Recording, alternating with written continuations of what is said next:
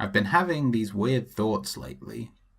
I thought that Kingdom Hearts 3 was releasing tomorrow. Like, is any of this for real or not?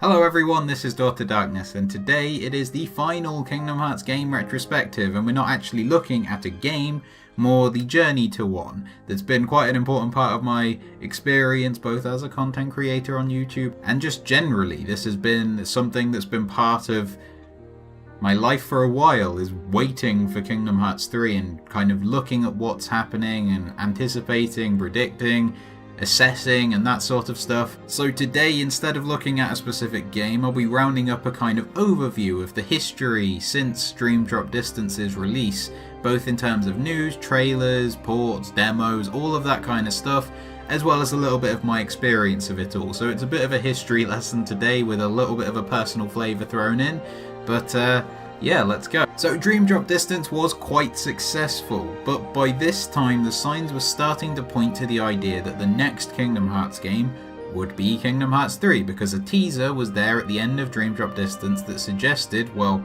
now we know that they were suggesting both the HD remixes and bringing the past forward in never before seen quality, and then also Kingdom Hearts 3 with the new number.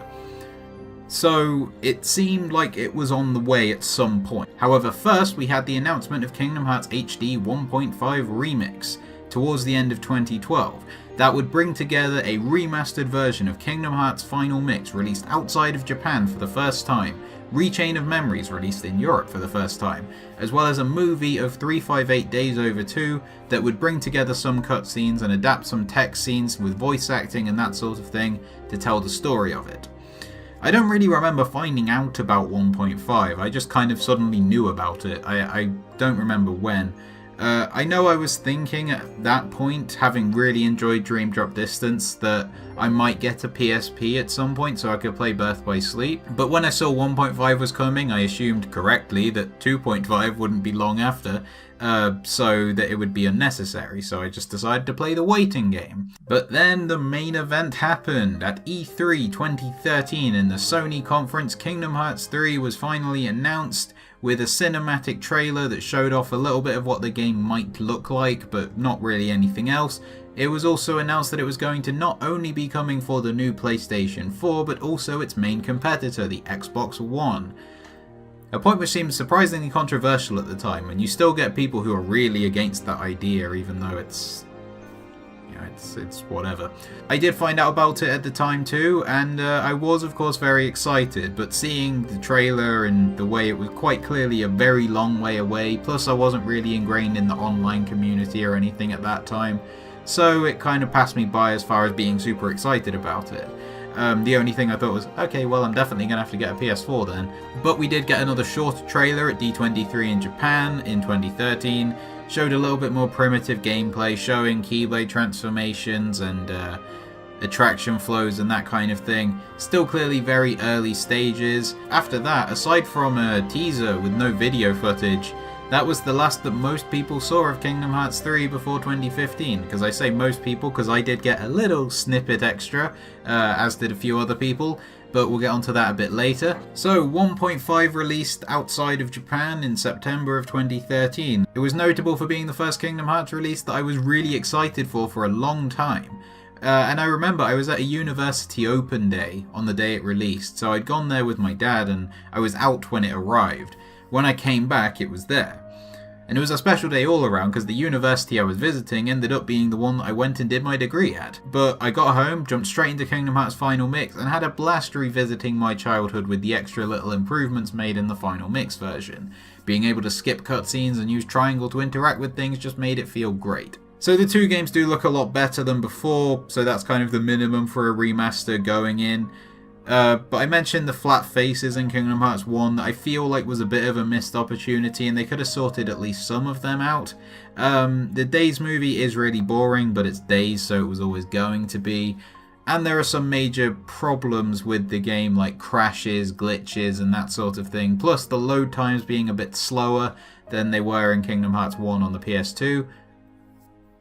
but long load times is something that we didn't know we'd even seen the half of by the time 1.5 came out.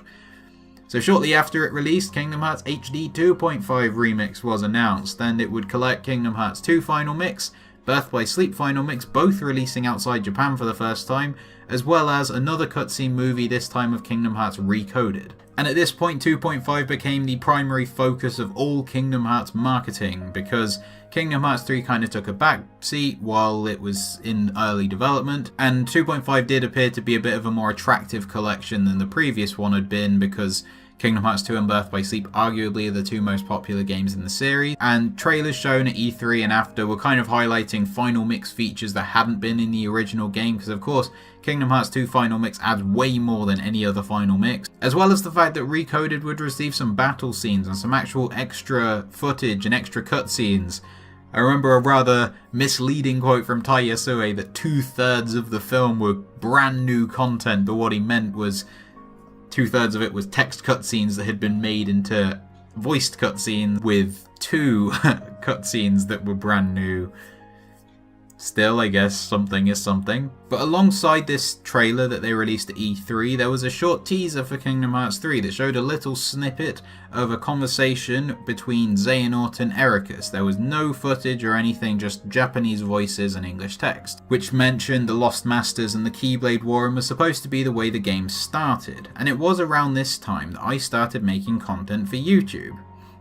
And at that point I was focused entirely on Kingdom Hearts, and this kind of acted as my entry point into the Kingdom Hearts online community.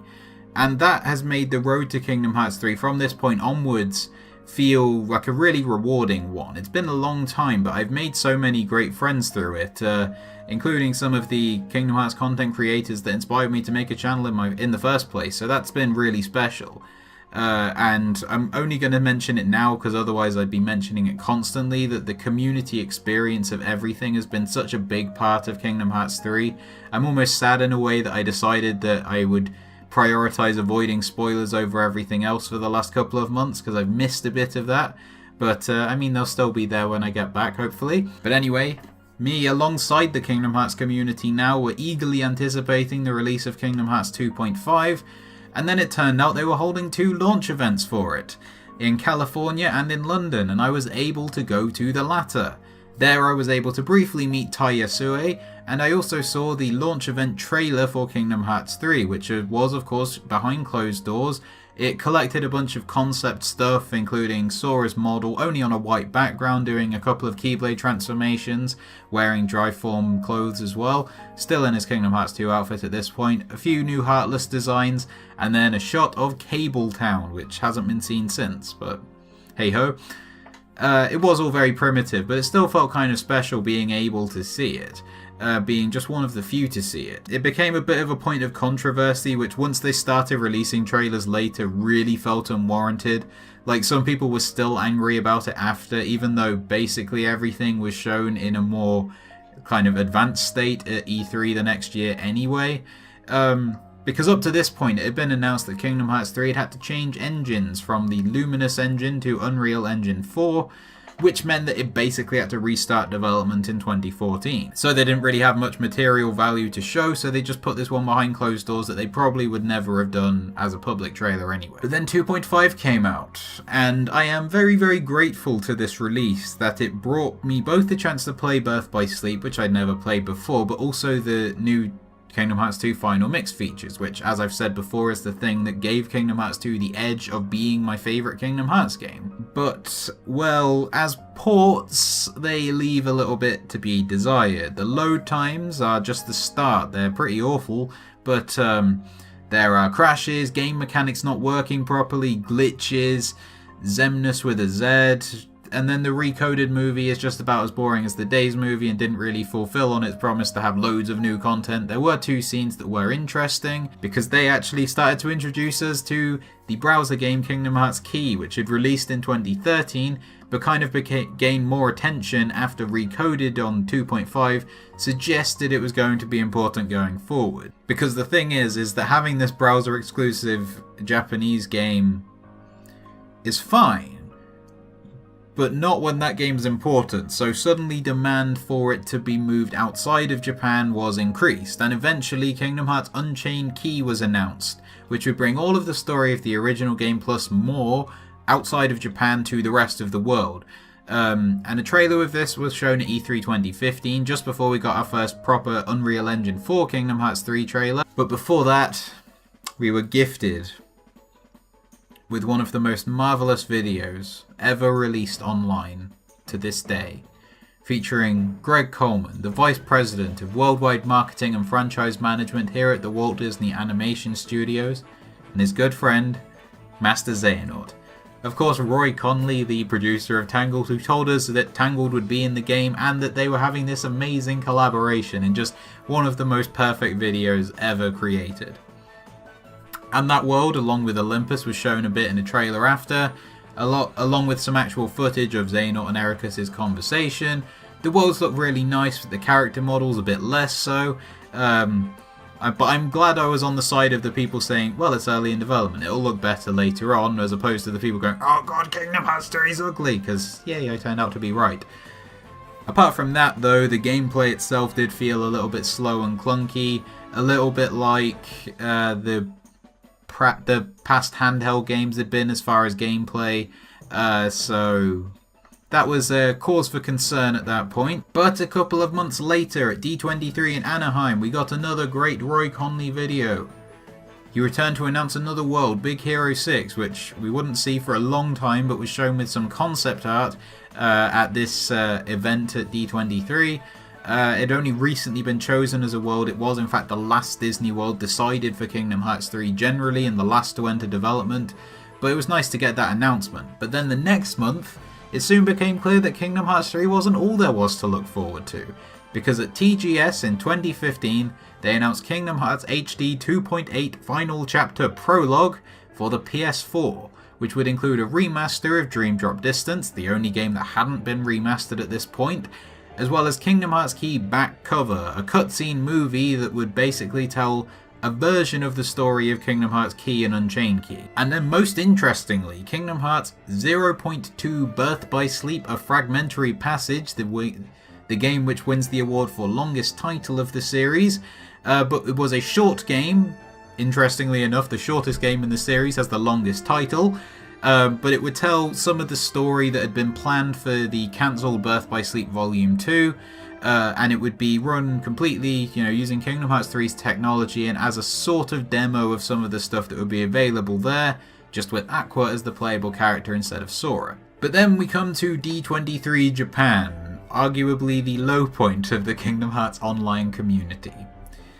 There was a fan event there where a trailer for Kingdom Hearts 2.8 and a little bit of extra footage for Kingdom Hearts 3 was shown, but then only some screenshots were released to the public, which caused some anger from fans. But that was nothing compared to what happened a few weeks later when they actually released these trailers publicly, and you got people complaining that they weren't enough, which is a bit of a low point for the fan base. Comments and such covered in people over a trailer that was never promised to be anything, primarily focusing on the more pressing Kingdom Hearts release. It never promised to be anything more than it was. It was a bit of extra gameplay. And in terms of the trailer in question, we got an extra cutscene for 0.2, some voiceover work for back cover, and then a bit of combat for Olympus, and a bit of Tangled too. Which on closer viewing actually had some encouraging signs, considering it was just a bit of extra footage. Stuff still looked quite stiff, but a little bit improved.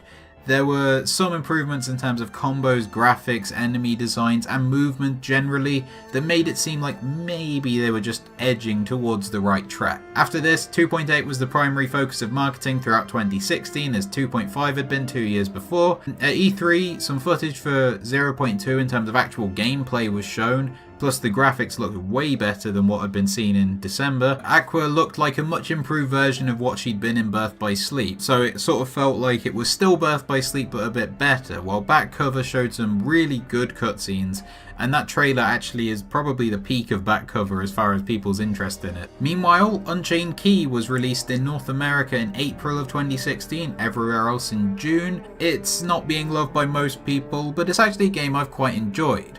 I still play it, at least for a few minutes, pretty much every day. I mean, I've got to do something when I go to the toilet, right? But the story started to develop to the point where connections between it and Kingdom Hearts 3 were obvious. But still, more of 2.8 was shown at TGS 2016.